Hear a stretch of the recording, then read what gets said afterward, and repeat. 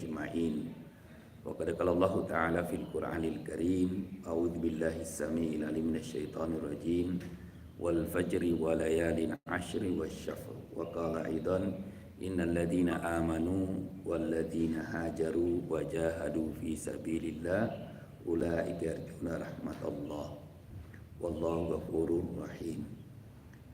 Alhamdulillah, pada pagi subuh ini pertama-tama kita bersyukur kepada Allah Subhanahu wa taala karena kita bisa hadir di masjid ini untuk melaksanakan salat subuh berjamaah. Salat subuh berjamaah ini memiliki kekhususan dan keistimewaan di dalam Al-Qur'an karena salah satu salat yang disaksikan oleh dua malaikat. Yang pertama, malaikat yang akan mengakhiri tugasnya di malam hari, dan malaikat yang akan mengawali tugasnya di pagi hari. Maka kana masyhuda di dalam Al-Quran itu disebut hari atau waktu yang disaksikan oleh malaikat. Nah, mudah-mudahan kehadiran kita juga di masjid ini disaksikan oleh dua malaikat itu menjadi penutup amalan kita di malam hari dan menjadi awal buka amalan kita di siang hari. Dan selanjutnya kita juga menyampaikan salam dan salawat kepada Nabi kita Muhammad sallallahu alaihi wasallam, di mana kita yakini bahwa dengan salawat itu hakikatnya kita memantapkan tauhid kita bahwa tidak ada Tuhan kecuali Allah dan Rasulnya itu adalah utusannya. Nah, mudah-mudahan dengan salawat itu kita juga meningkatkan rasa mahabbah kita, cinta kita kepada Rasul, sehingga di hari kemudian kelak nanti kita bisa mendapatkan syafaat dari Nabi kita Muhammad sallallahu alaihi wasallam.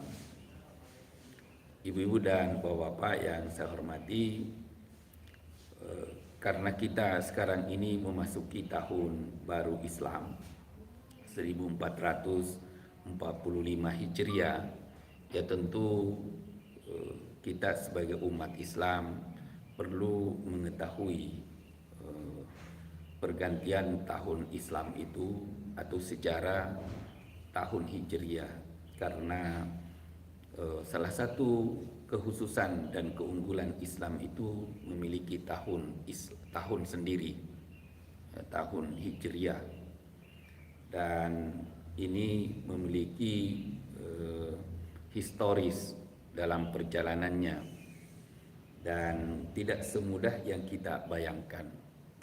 Bagaimana Rasulullah SAW memberikan pemahaman kepada sahabatnya tentang pentingnya penanggalan itu dan penamaan tahun itu. Walaupun secara legal formalnya penetapan tahun Islam itu adalah di masa Umar bin Khattab, tapi Umar bin Khattab pun menetapkan secara formal saja. Kenapa? Karena benih-benihnya itu sudah sejak zaman Nabi Sallallahu Alaihi Wasallam.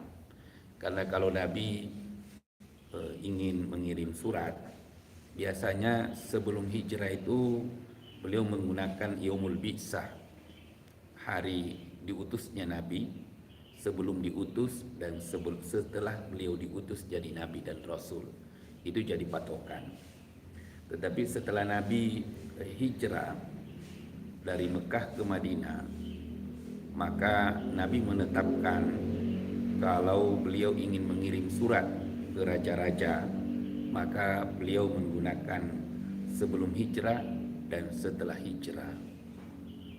Walaupun Nabi tidak menginstruksikan untuk dilegal formalkan pada zaman beliau, sampai Umar bin Khattab yang memformalkan itu. Dan Umar bin Khattab sebelum memformalkan tahun Islam ini, beliau berunding dengan sahabat-sahabatnya. Maka beliau panggil sahabat-sahabat Badr. Kalau Umar bin Khattab itu ingin berunding, maka yang diutamakan itu adalah sahabat-sahabat Badr, karena beliau betul-betul menghargai dan memberi kekhususan kepada sahabat-sahabat yang pernah berjuang di Badr. Lalu dia kumpulkan sahabat-sahabat itu, kemudian meminta fatwa dan masukannya, kira-kira kalau kita ingin menetapkan tahun Islam, kira-kira apa usulan saudara-saudara semua supaya kita bisa menetapkan tahun Islam itu. Maka sebagian sahabat yang hadir waktu itu ada yang mengusulkan supaya tahun Islam itu ditetapkan berdasarkan hari lahirnya Nabi Shallallahu Alaihi Wasallam. Kenapa? Karena mereka menganggap hari lahirnya Nabi itu sangat bersejarah. Tanpa lahirnya Rasul, ya tidak ada kehidupan seperti sekarang ini. Kemudian ada juga yang mengusulkan bagaimana kalau hari wafatnya Rasul, hari haulnya, sehingga setiap tahun itu bisa haulan, dengan tahun Islam itu. Kemudian ada juga yang mengusulkan bahwa bagaimana kalau tahun Islam itu ditetapkan berdasarkan dengan hari pertama beliau mendapatkan wahyu, yaitu ketika beliau diangkat jadi Nabi dan Rasul. Di saat beliau bertahanus di Gua Hira, lalu Jibril mendatangi Rasul dan menyampaikan wahyu. Mungkin itu sangat tepat kalau tahun Islam itu peristiwa itu dijadikan tahun Islam, supaya umat Islam ini mengenang terus menerus awal turunnya wahyu dan awal diangkatnya Nabi menjadi Nabi dan Rasul. Ada juga yang mengusulkan bahwa bagaimana kalau tahun Islam itu diawali dengan peristiwa Isra Mirajnya Nabi kita Muhammad SAW dari Masjidil Haram ke Masjidil Aqsa sampai ke Sidratul Muntaha. Nah, ini ada beberapa usulan dari sahabat-sahabat itu. Kenapa? Karena peristiwa Isra Miraj itu sangat dahsyat. Oleh-olehnya sholat, oleh-olehnya syafaat, oleh-olehnya di situ ada Nabi sempat ketemu semua Rasul yang diutus oleh Allah Subhanahu wa Ta'ala dan berdialog. Kemudian ada juga yang mengusulkan bagaimana kalau tahun Islam itu yang menjadi patokan rujukan adalah hijrahnya Nabi. Karena hijrahnya umat Islam itu disinyalir tiga kali. Pertama, hijrahnya umat Islam dari Mekah ke Ethiopia, itu juga hijrah yang pertama. Kemudian hijrah yang kedua itu hijrahnya Nabi bersama Zaid bin Sabit atau Zaid bin Muhammad, anak angkatnya beliau, dari Mekah ke Taif. Kemudian hijrah yang terakhir adalah hijrahnya Nabi dari Mekah ke Madinah. Dan salah seorang sahabat yang mengusulkan masalah hijrah ini menjadi tahun Islam yaitu Ali bin Abi Thalib.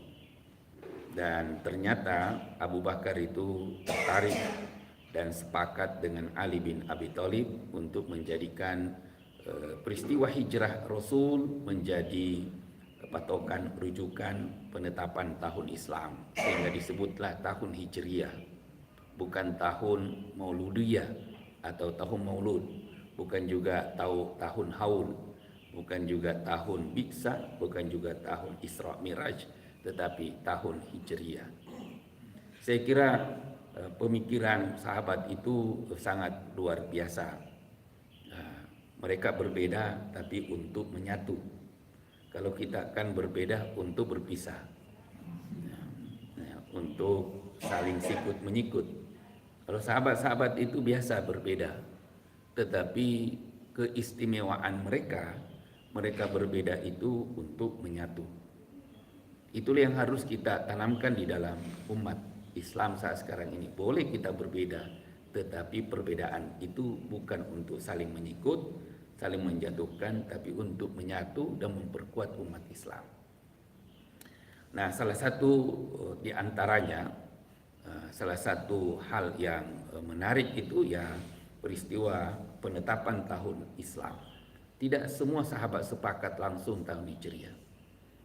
Tetapi salah satu sahabat yang mengusulkan kepada Umar yaitu Ali bin Abi Thalib. Akhirnya Umar menetapkan secara legal formal karena berdasarkan kisah, sejarah, latar belakang yang dipahami oleh Ali bin Abi Thalib, yang disaksikan Ali bin Abi Thalib, yang dilakukan oleh Nabi sebelum beliau wafat, itu semua merujuk qablal hijrah dan ba'dal hijrah, sebelum hijrah dan setelah hijrah.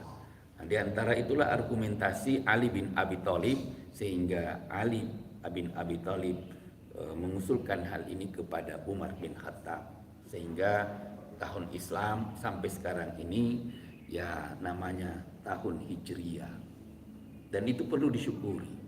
Jangan sampai kita ini ahli sholat tapi nggak tahu tahun Hijriah. Jangan sampai kita ini Muslim tapi tidak tahu tahun Hijriah. Sering haji, sering umroh tapi tidak mengenal tahun Hijriah. Kenapa? Karena tahun Hijriah ini banyak fungsinya, banyak manfaatnya. Mengenal tahun Hijriah itu, pertama kita akan mengenal sejarah perjuangan Rasul dengan tahun Hijriah itu. Dan Nabi tidak pernah merujuk tahun Masehi. Nabi merujuk tahun yang disepakati oleh Rasul sendiri, yaitu tadi sebelum Nabi diutus dan setelah Nabi diutus, sebelum hijrah dan setelah hijrah. Saya tidak tahu apakah Rasul mengenal tahun Masehi waktu itu. Kenapa? Karena penanggalan di dalam sejarah orang Arab juga sudah ada. Hanya nama-nama tahun Hijriah ini sebagian besar sudah dikenal oleh orang Arab. Sebelum Nabi menetapkan atau Umar bin Khattab menetapkan. Tetapi ada bulan yang memang diperbaiki oleh Nabi, ditetapkan oleh Nabi. Kenapa? Orang Arab agak licik. Kenapa? Karena kalau dia tahu umpamanya bulan depan itu bulan Muharram, sementara dia punya hajat dan dia punya kebutuhan, maka bulan Muharram bulan depan itu bisa digeser bulan depannya lagi. Nah, jadi dia permainkan itu. Dia permainkan. Kenapa? Sesuai kebutuhannya. Sesuai kebutuhannya, maka Nabilah yang mempatenkan itu nama-namanya, nama-nama Muharram. Walaupun kita ketahui Nabi SAW hijrah itu bukan di bulan Muharram, karena ada yang mengatakan Nabi hijrah itu di Safar, ada juga mengatakan Nabi hijrah di bulan Rabiul Awal. Rabiul Awal. Kenapa? Karena Nabi sampai di sana kemungkinan besar 12 Rabiul Awal. 12 Rabiul Awal. Jadi Nabi hijrah itu bukan di Muharram, tetapi walaupun beliau tidak hijrah di bulan Muharram, tapi tahun Islam itu disebut tahun Hijriah. Nah, untuk itu kalau kita mengkaji tahun Hijriah ini, itu adalah momentum yang sangat bersejarah dalam peradaban Islam, dan itu syiar umat Islam. Syiar umat Islam. Maka cucu kita, anak kita, keluarga kita harus kita perkenalkan itu tahun Hijriah. Muharram, Safar, Rabiul Awal, Rabiul Tsani sampai Zulhijjah. Jangan sampai kita ini hanya mengenal Januari, Februari, Maret sampai Desember. Ya tidak apa-apalah tidak semeriah dengan akhir tahun Masehi. Tetapi paling tidak itu adalah momentum yang sangat bersejarah yang perlu dibanggakan oleh umat Islam, karena tidak semua agama di dunia ini ada nama tahunnya, ada nama bulannya. Dan bulan di dalam Islam ini ada banyak kaitannya dengan ibadah. Kalau Bapak dan Ibu mau puasa tanggal 13, 14, 15 atau bulan purnama, lalu tidak tahu tahun Hijriah, bulan Hijriah, maka bisa saja keliru. Di Indonesia ini kan penetapan 1 Muharram kita tidak tahu apakah kemarin itu berdasarkan hisab atau ru'yah. Ya. Nanti hari Asyura, apakah itu hari Asyuranya sesuai hisab atau ru'yah? Kan nggak ada ru'yah lagi. Ru'yahnya itu hanya Idul Adha, Idul Fitri. Nah, selain itu terserah Anda. Ya. Terserah kita. Mau tanggal 10 Asyuranya mau hari apa? Ya nggak ribut lagi kita. Nah, tasu'anya mau tasu'a hisab atau mau tasu'a ru'yah, ya terserah kita. Nah, kita lah yang meraba-raba dan kembali ke kalender lagi. Nah, terserah di sana. Akhirnya kita kembali lagi ke hisab, walaupun Idul Adha-nya ru'yah. Nah, kan begitu kan? Iya. Nah, diterima dan tidaknya itu terserah Allah. Ya, itulah problematika dalam beragama di Indonesia. Nah, jadi bulan Islam itu ada kaitannya dengan saum, ada kaitannya dengan haji, ada kaitannya dengan iddah. Perempuan yang ditalak sama suaminya, iddahnya itu kan berdasarkan bulan Hijriah, bukan Masehi. Perempuan yang ditinggal mati oleh suaminya lalu iddah 4 bulan 10 hari. 4 bulan 10 hari itu bukan tahun Masehi, bukan bulan Masehi, Januari, Februari, Maret, April, 4 bulan baru ditambah 10 hari. Tetapi itu harus berdasarkan dengan tahun Hijriah, bulan Hijriah, Muharram, Safar, Rabiul Awal, Rabiul Tsani, tambah 10 hari. Itu hitungan iddahnya perempuan yang ditinggal mati oleh suaminya. Nah, jadi kalau kita tidak tahu itu, boleh jadi salah kaprah dalam hal iddah, baik iddah hidup maupun iddah mati, iddah cerai atau cerai dengan kematian. Banyak lagi. Jadi hadirnya bulan ini dan kepergian bulan Islam itu mengandung hukum, ada fikih yang menarik di sana. Nah, ada aturan Islam yang perlu kita pahami.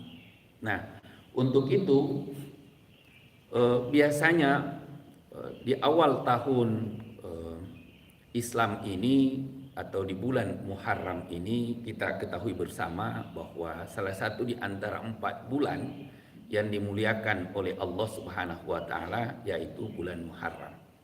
Jadi kita sekarang ini sedang berada di waktu, di malam, di hari yang mulia. Seperti yang Allah sebutkan di dalam Al-Qur'an surat Al-Fajr, wal fajri walayalin ashr. Demi fajar dan 10 malam yang mulia. 10 malam yang mulia itu ya tanggal 1 Muharram sampai 10 Muharram. Nah, tanggal 1 Muharram sampai 10 Muharram. Nah, di situ banyak argumen lah, banyak paham apa yang harus kita lakukan di situ. Ada yang saum sampai mulai dari tanggal 1 sampai 10 Asyura. Nah, ada juga yang mengatakan bahwa Asyura itu ya tergantung pahamnya nanti. Nah, kalau umumnya orang memahami bahwa Asyura itu adalah hari saum. Nah, kemudian ada juga yang mengatakan ya Asyura itu hari kesedihan. Hari kesedihan. Kemudian ada juga yang mengatakan bahwa hari Asyura itu hari kedermawanan, harus memberi makan, harus memberi makan. Ada juga yang memahami bahwa Asyura itu adalah hari untuk membahagiakan keluarga. Karena ada hadis, siapa yang membahagiakan keluarganya, di 10 Muharram itu, maka Allah akan memudahkan urusannya 1 tahun ke depan. Allah akan memudahkan urusannya. Dan siapa yang dermawan kepada keluarga dan kepada sesamanya, Allah akan memperluas dan melapangkan rizkinya.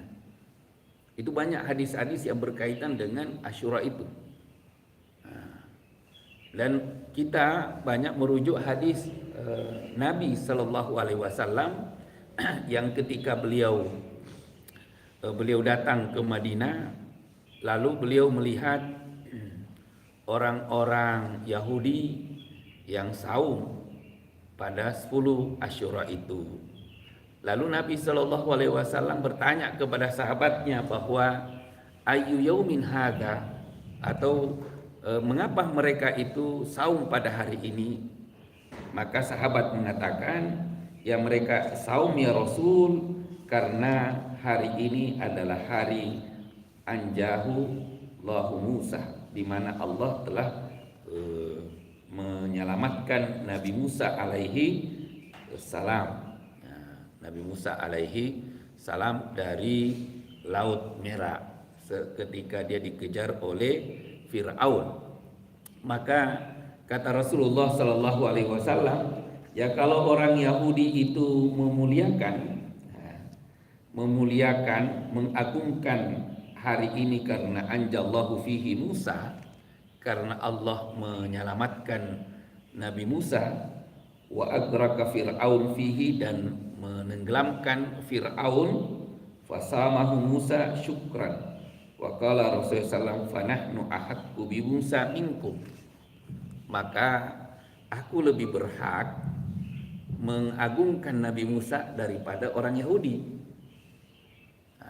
Maka Nabi SAW waktu itu saum menurut hadis ini, dan memerintahkan sahabat-sahabatnya itu saum. Itu untuk saum juga yang ada di Madinah. Ada sebagian ulama mengatakan bahwa saum Asyuranya itu Rasul ketika beliau hadir di Madinah, dan ketika menyaksikan orang-orang Yahudi itu saum, itu sama persis masalahnya dengan perubahan kiblat. Ketika Nabi SAW hijrah dari Mekah ke Madinah, kemudian dia ketemu orang Yahudi dan Nasrani, dan Nabi tahu bahwa kiblatnya Yahudi dan Nasrani waktu itu adalah Aqsa. Maka Nabi Sallallahu Alaihi Wasallam berapa bulan itu kalau sholat di Madinah menghadap ke Aqsa. Tujuannya untuk apa? Untuk melunakkan hati orang Yahudi dan Nasrani. Untuk melunakkan hati Yahudi dan Nasrani, untuk meyakinkan kepada Yahudi dan Nasrani bahwa ajaran agamanya mereka itu, kiblatnya mereka itu adalah kiblat kami juga. Nabi Musa itu juga ada kaitannya dengan kami juga. Islam yang dibawa Nabi Musa itu sama dengan Islam yang kami bawa juga, kata Rasul Sallallahu Alaihi Wasallam. Jadi itu untuk melunakkan hati orang-orang Yahudi dan orang-orang Nasrani. Jadi sekarang ini kalau kita mau saum Asyura, tujuannya harus melunakkan hati orang Yahudi Nasrani juga. Kalau enggak, ya enggak usah saum Asyura. Karena bukan hanya sekedar menahan makan dan minum, tetapi kalau kita lihat di situ awal sejarahnya, ini kan awal pertama kali Nabi datang ke Madinah. Perubahan kiblat itu juga seperti itu. Jadi ada tujuan, ada target yang ingin dicapai oleh Nabi. Karena ada isu yang berkembang di saat itu bahwa orang-orang Yahudi dan Nasrani mencurigai kalau Nabi Muhammad itu tidak menghargai nabi-nabi turunan Israel. mencurigai bahwa Nabi Muhammad itu menolak Nabi Isa, menolak ajaran Nabi Musa alaihissalam, dan menganggap bahwa Muhammad itu akan menjauhi kita dan memusuhi kita dengan kenabian dia. Nah, untuk menetralisir itu, maka Nabi SAW mengikuti keyakinan mereka. Apa? Pertama, kiblatnya. Yang kedua, puasa Asyuranya itu, karena ingin mengagungkan Nabi Musa.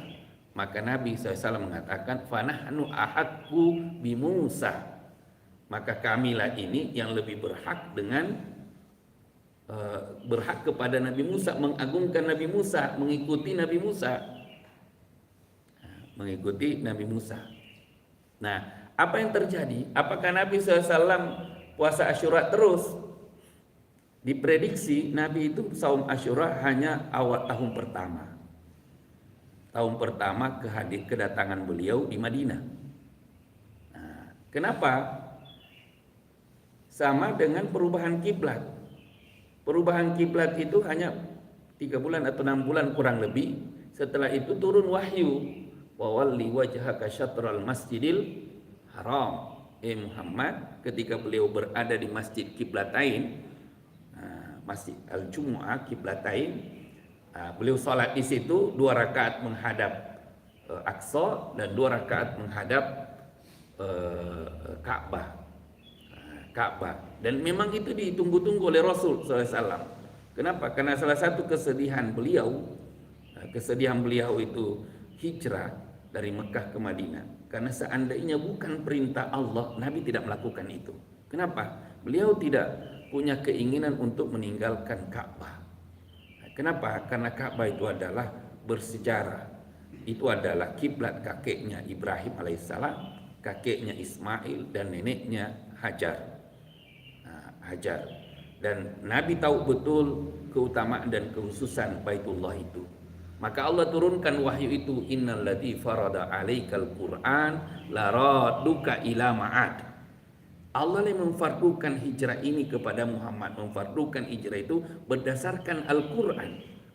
Dan Allah berjanji untuk mengembalikan kamu ke Mekah. Laraduka ila ma'ad. Ma'ad itu kembali ke Mekah. Nah, 10 tahun baru terbukti ayat ini. Terbukti ayat ini. Ini disebut ayat i'jaz. Memprediksi sesuatu yang 10 tahun ke depan. Dan itu terbukti. Nah, inilah yang menghibur hati Nabi Shallallahu Alaihi Wasallam. Sehingga ketika sampai ke Madinah, ya beliau mengikuti dulu orang Yahudi dengan kiblat ke Aqsa. Karena Nabi menganggap itu tidak salah. Karena itu kiblatnya nabi-nabi Bani Israel yang diutus di daerah Kan'an, yang diutus di daerah Sinai, yang diutus di daerah situ. Ada 14 nabi, ada 15 nabi. Makanya kalau bapak-bapak ke Aqsa, mulai dari Mesir sampai ke Sinai, masuk ke Aqsa, kemudian pergi lagi ke Yordan, itu ada 14 nabi yang bisa kita telusuri sejarahnya. Dan itu semua mendekat ke Aqsa. Saya rencana bulan Oktober itu mau ke sana lagi.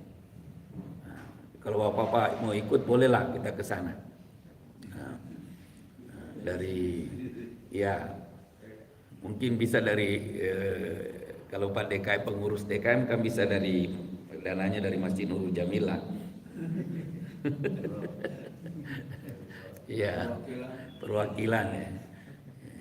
Kan bagus kalau ada perwakilan ya Pak ya. Ya insya Allah lah. Nah seperti itu. Jadi 14 nabi. Nah keturunan Bani Israel ini dengan kehadiran Nabi kita Muhammad SAW yang dari Jazirah Arab, mereka memiliki rasa takut. Maka ketika orang-orang Yahudi itu saum, ya Nabi kita juga mengatakan nahnu ahakku bi Musa. Nahnu ahakku Musa minkum. Saya lebih berhak mengagungkan Nabi Musa. Supaya apa? Ya supaya Nabi tidak dicurigai. Nah, dia ikuti itu. Ya. Kalau kita kan semakin dicurigai semakin diteruskan. Nah, akhirnya saumlah itu. Nah, sampai kapan? Ya tahun pertama Hijriah. Kenapa? Karena tahun kedua Hijriah itu turunlah perintah saum. Ya ayyuhalladzina amanu kutiba alaikumusiyam kama kutiba alal ladzina min qablikum la'allakum tattaqun. Nah, setelah turun ayat ini, Nabi tidak memerintahkan lagi puasa Asyura itu. Tapi yang diperintahkan oleh Nabi untuk dilaksanakan puasa Ramadan. Puasa Ramadan.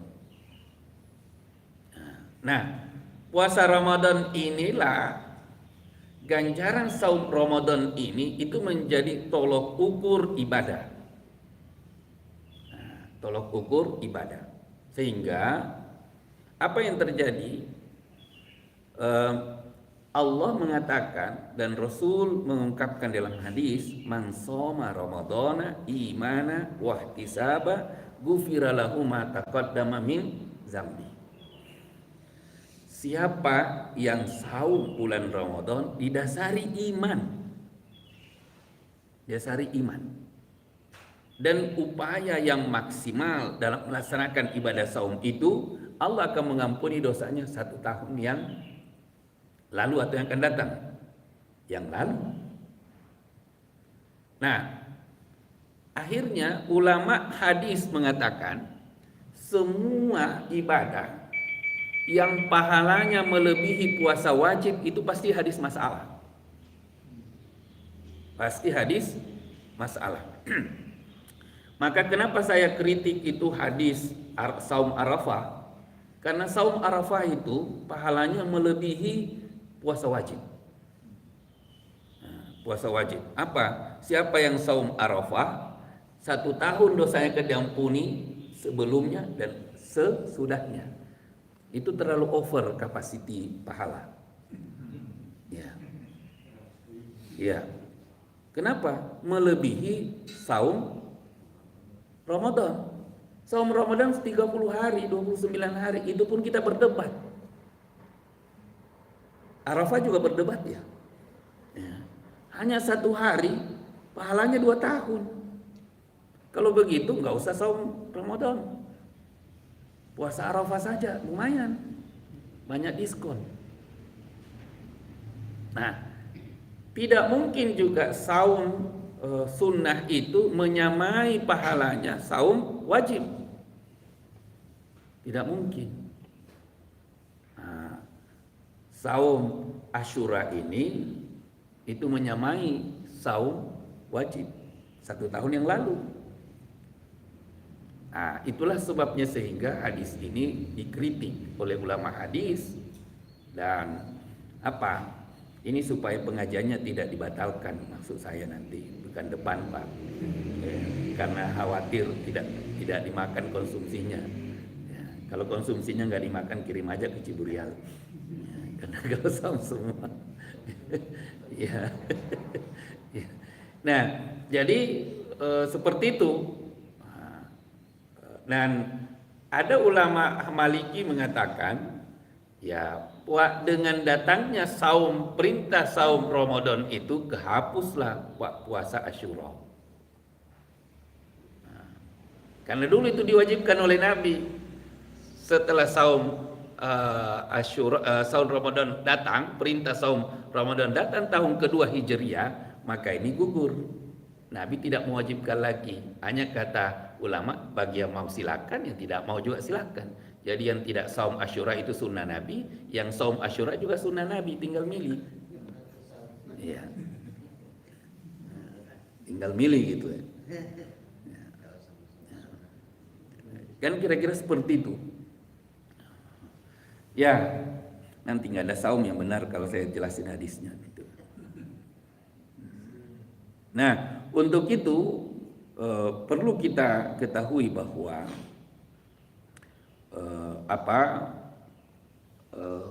Kalau saya, ya prinsipnya seperti itu. Yang mau silakan, yang tidak mau ya nggak apa-apa. Tapi yang saum saum Asyura jangan mengatakan ini sunnah Nabi saja. Yang tidak saum tidak sunnah Nabi. Yang saum sunnah Nabi, yang tidak saum juga sunnah Nabi. Nah, kalau Ramadan kan nggak bisa kita seperti itu. Nah, yang saum Ramadan sunnah Nabi, yang tidak saum Ramadan sunnah Nabi juga. Ya dosa kita. Kenapa? Karena itu wajib. Nah, itu wajib. Jadi jangan kaget dan jangan juga terlalu fanatik. Nah, seperti saya sering bilang, Pak, sholat duha itu bagus, sholat syuruk itu bagus, duha syuruk itu sama. Nah, tetapi namanya sunnah itu tidak bagus kalau dipatenkan. Nah, kalau dipatenkan. Ada ibu-ibu yang pernah bertanya ke saya, Pak Ustadz, saya itu sudah sholat duha, sholat syuruk tiap pagi. Nah, terus bagaimana? Bagaimana seperti itu Ustadz? Saya bilang, saya tidak setuju kalau sholat sunnah itu dipatenkan. Nah, kenapa? Yang harus dipaten itu yang wajib. Terus, karena Nabi tahu itu. Apa hikmahnya kalau dipatenkan? Saya ketahui banyak suami-suami sekarang ini dongkol ke istrinya karena terlalu lama sholat duhanya. Udah mau ngopi masih sholat duha itu istrinya. Iya, masakannya gosong. Karena 12 rakaat sholat duhanya, 13 rakaat. Maka akhirnya ibu itu ngakuin, benar Pak Ustadz, suami saya itu sering marah. Kenapa? Karena suami saya udah mau berangkat. Saya bilang, tunggu Pak, saya mau sholat duha. Sholat duhanya setengah jam. Jadi saya bilang, memang tidak ada ulama yang mengatakan bahwa sholat sunat itu harus dipatenkan. Itu adalah keringanan. Ya memang harus kita ikuti Nabi. Nabi juga, apakah Nabi sepanjang hidupnya sholat duha? Enggak. Yang beliau rutinkan itu yang tidak pernah ditinggalkan tahajud dan witir. Ada juga yang mengatakan sholat sunat subuh, qabla subuh. Nah, yang lain kan kalau musafir hilang itu. Kalau beliau sakit nggak dilakukan itu. Nggak ada hadis pun satu pun mengatakan bahwa Nabi itu setiap subuh di Madinah itu sholat duha. Enggak. Jadi kita bisa milih.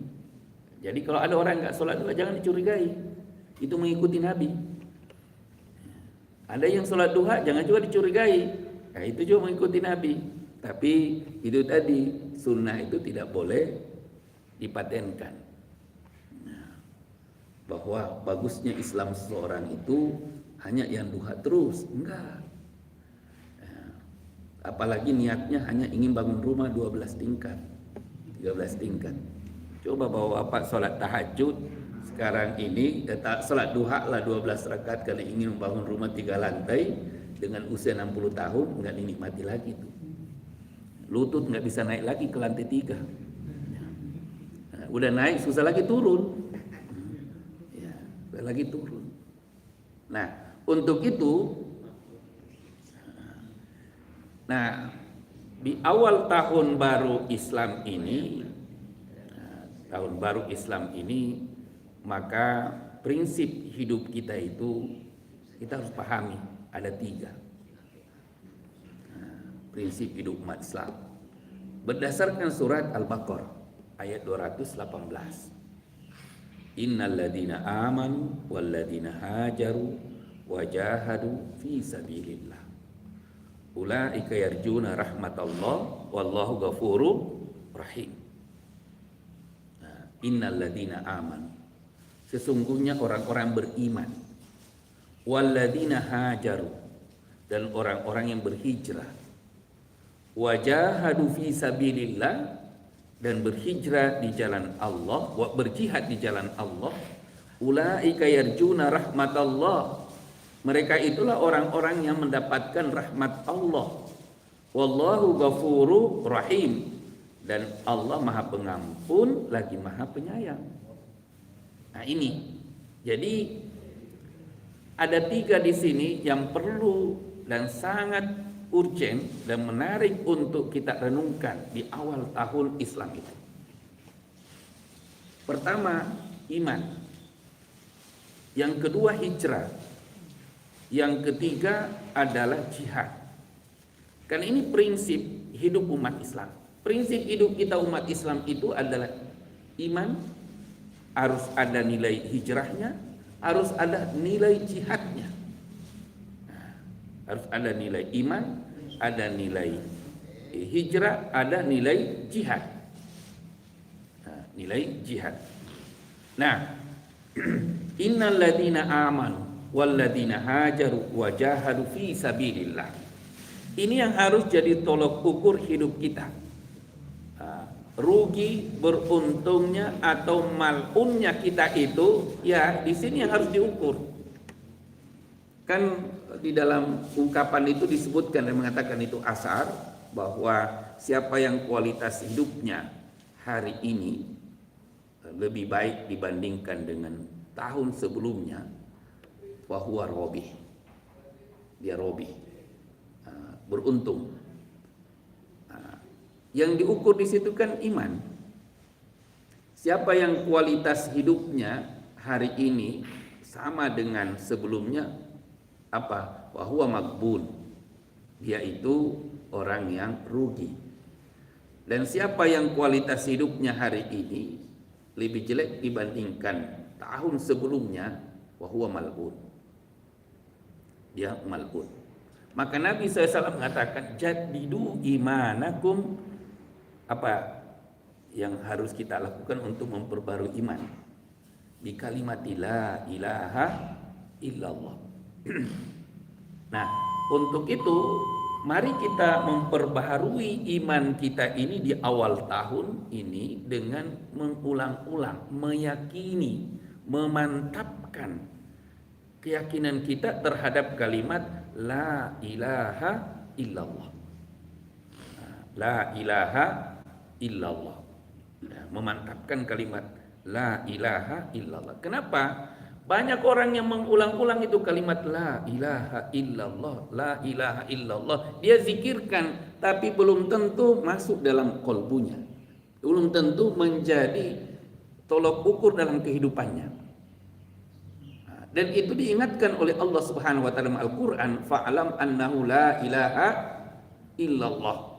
Ketahuilah, mantapkanlah keyakinanmu terhadap la ilaha illallah berdasarkan ilmu. Berdasarkan ilmu pengetahuan, ilmu. Kenapa?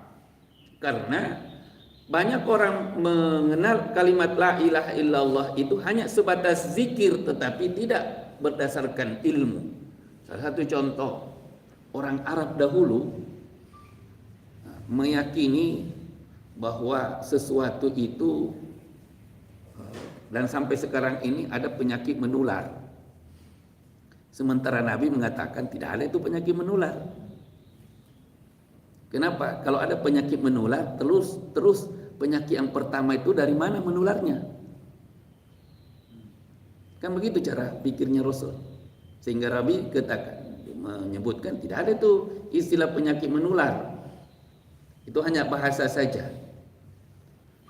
Kemudian ada tradisi kita di Indonesia. Kalau dulu orang tua kita tidak mau menikahkan di bulan Safar karena dianggap bulan Safar itu bulan sial. Maka Nabi mengatakan wala safar, tidak ada bulan sial, tidak ada hari sial, tidak ada waktu sial. Kita mau nikahkan cari-cari hari, mana hari sial, hari kosong, hari berisi, hari berisi, hari kosong. Nah, itu hari-hari seperti itu. Mau menikahkan kan banyak orang seperti itu. Kalau di kota-kota bukan hari sial yang dicari, mana hari libur, mana gedung yang kosong. Nah, tapi kalau di kampung-kampung biasanya orang mau bepergian, dilihat itu, ini hari sial, ini waktu sial, atau ini waktu keberuntungan, atau ini waktu berisi. Mau haji juga seperti itu. Budaya orang Arab dahulu kalau mau pergi haji nggak mau keluar dari pintu depan, rumah, tapi harus dari belakang. Pulang dari haji nggak mau masuk juga dari pintu depan, tapi harus dari belakang. Turunlah wahyu. Apa? Laisal birru an ta'tu buyuta min zuhuriha, walakinnal birra man ittaqa wa'tu buyuta min abwabiha. Min abwabiha. Jadi kita sekarang itu harus merenungkan kembali iman kita. Kembali iman kita. Jaddidu imanakum bi kalimati la ilaha illallah. Kenapa? Karena kalau kita berbicara tentang iman sekarang ini, ya kalau baca ayat ini, innal ladzina amanu wal ladzina hajaru wa jahadu fi sabilillah ulaika yarjuna rahmatallah wallahu ghafurur rahim, dan ayat sebelumnya ada ayat mengatakan wala yazaluna hatta yuqatiluna wala yazaluna hatta yuqatiluna wa yaruddukum ila imanikum, gitu ya. Jadi orang sekarang ini banyak musuh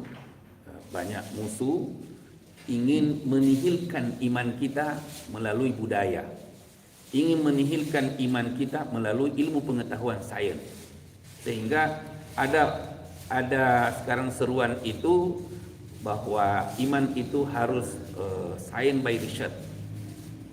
Saya tidak menolak ilmu pengetahuan, tapi kalau iman mau di riset semua, nggak beriman-iman kita sampai mati. Ada juga orang yang mau menihilkan iman kita itu dengan filsafat. Bukan berarti umat Islam itu harus anti filsafat. Yang harus kita jaga yang merusak iman itu. Nah, ini masih panjang, tapi habis waktunya katanya ya, semakin cepat semakin baik ya, gitu.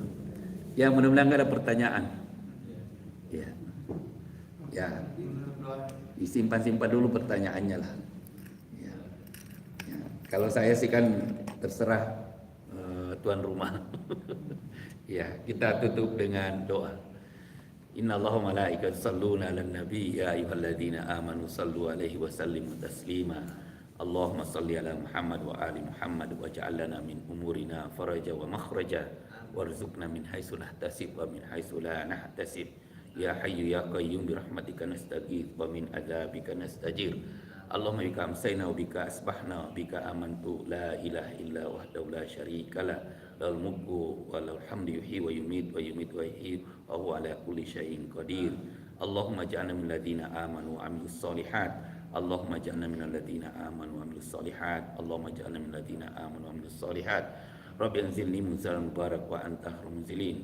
Allahumma ighfir ummata Muhammad nabiyyina sallallahu alaihi wasallam. Allahumma asli ummata sya'na ummati Muhammad sallallahu alaihi wasallam. Allahumma arham ummata Nabi Muhammad sallallahu alaihi wasallam. Allahumma ja'alna minal husnil khatimah. Allahumma ja'alna minal husnil khatimah. Allahumma ja'alna minal husnil khatimah. Rabbana Rabbi ighfir warham wa anta khairur rahimin. Rabbana atina fid dunya hasanah wa fil akhirati hasanah wa qina adzabannar. Subhana rabbika rabbil izzati amma yasifun wa salamun alal mursalin walhamdulillahi rabbil alamin. Terima kasih, kurang lebihnya mohon maaf. Assalamualaikum warahmatullahi wabarakatuh.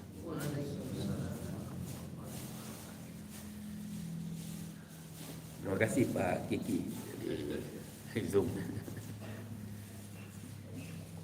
Sekalian pamit keluar.